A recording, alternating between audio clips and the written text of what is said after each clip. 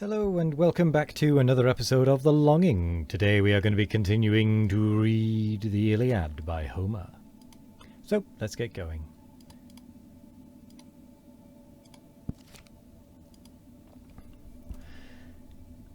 O King of nations, whose superior sway returns Achilles, all our hosts obey. To keep or send the presents to thy care, be thy care. To us 'tis equal, all we ask is war. While yet we talk, or but an instant shun the fight, our glorious work remains undone. Let every Greek who sees my spear confound the Trojan ranks and deal destruction round. With emulation and what I act survey, and learn from thence the business of the day. The son of Peleus thus and thus replies, the great in counsels, Ithacus the wise. Though godlike thou art by no toils oppressed, at least our armies claim repast and rest. Long and laborious must the combat be, when by the gods inspired and led by thee. Strength is derived from spirits and from blood, and those who augment by generous wine and food. What boastful son of war without that stay can last a hero through a single day? Courage may prompt, but ebbing out his strength, mere unsupported man must yield at length. Shrunk with dry famine and with toils declined, the drooping body will desert the mind. But built anew with strength conferring fair, with limbs and soul untamed he tires a war. Dismiss the people then and give command, with strong repast to hearten every band. But let the presents to Achilles made, in full assembly of all Greece be laid. The king of men shall rise in public sight, and solemn swear, observant of the rite, that spotless as she came the maid removes, pure from his arms and guiltless of his loves. That done, a sumptuous banquet shall be made, and the full price of injured honour paid. Stretch not henceforth, O prince, thy sovereign might beyond the bounds of reason and of right. 'Tis the chief praise that e'er to kings belonged, to right with justice whom with power they wronged. To him the monarch just is thy decree, thy words give joy and wisdom breathes in thee. Each due atonement gladly I prepare, and heaven regard me as I justly swear. Here then awhile let Greece assembled stay, nor great Achilles grudge this short delay, till from the fleet our presents be conveyed, and Jove attesting the firm compact made. A train of noble youths the charge shall bear, these to select, Ulysses, be thy care. In order ranked let all our gifts appear, and the fair train of captives close the rear. Talthybius shall the victim bore convey, sacred to Jove and yon bright orb of day.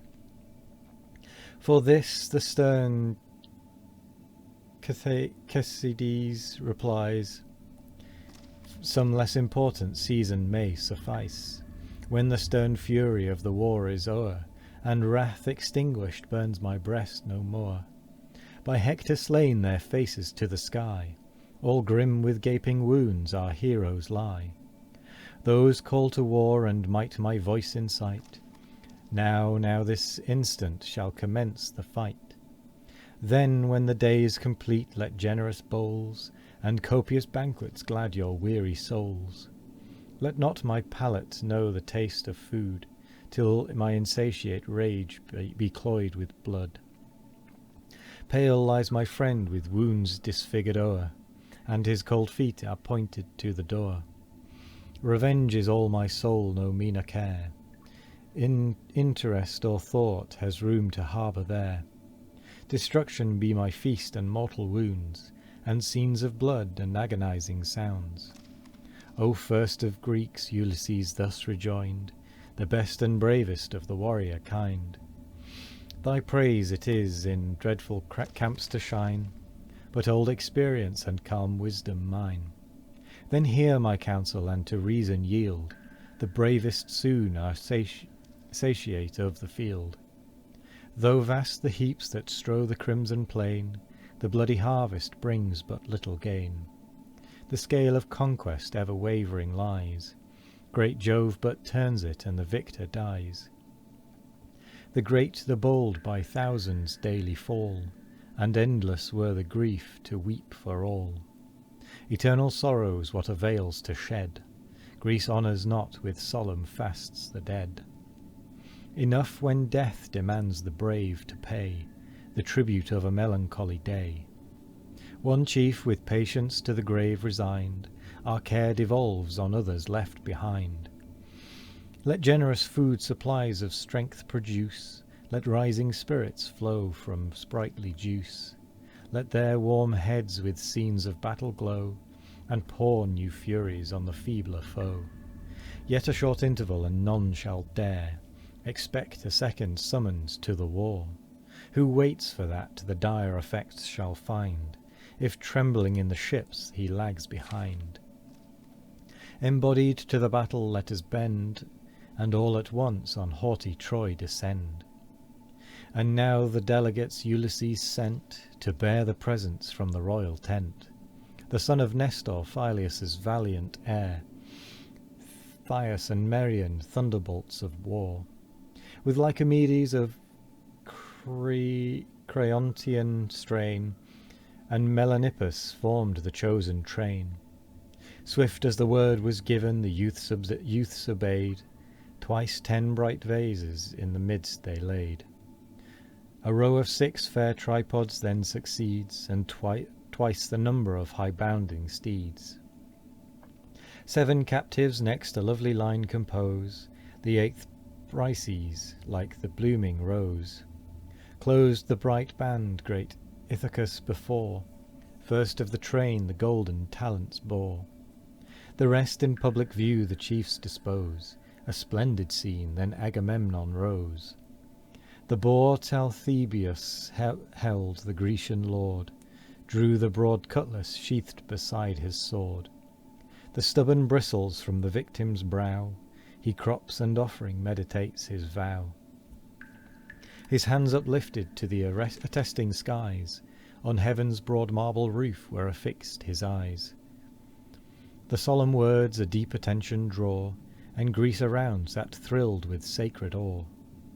Witness thou first, thou greatest power above, all good, all wise, and all surveying Jove, and Mother Earth, and heaven's revolving light, and ye fell furies of the realms of night, who rule the dead and horrid woes prepare for perjured kings and all who falsely swear. The black-eyed maid inviolate removes, pure and unconscious of my manly loves. If this be false, heaven all its vengeance shed, and levelled thunder strike my guilty head. With that his weapon deep inflicts the wound, the bleeding savage tumbles to the ground. The sacred herald rolls the victim slain, a feast for fish into the foaming main. Then thus Achilles, hear ye Greeks and know, whate'er we feel, 'tis Jove inflicts the woe. Not else, Atrides, could our rage inflame, nor from my arms unwilling force the dame. 'Twas Jove's high will alone, o'erruling all, that doomed our strife and doomed the Greeks to fall. Go then, ye chiefs, indulge the genial rite. Achilles waits ye and expects the fight. The speedy council at his word adjourned, to their black vessels all the Greeks returned. Achilles sought his tent, his train before, marched onward bending with the gifts they bore. Those in the tents the squires industrious spread, the foaming coursers to the stalls they led. To their new seats the female captives move, Brises radiant as the queen of love. Slow as she passed, beheld with sad survey, where gashed with cruel wounds Patroclus lay.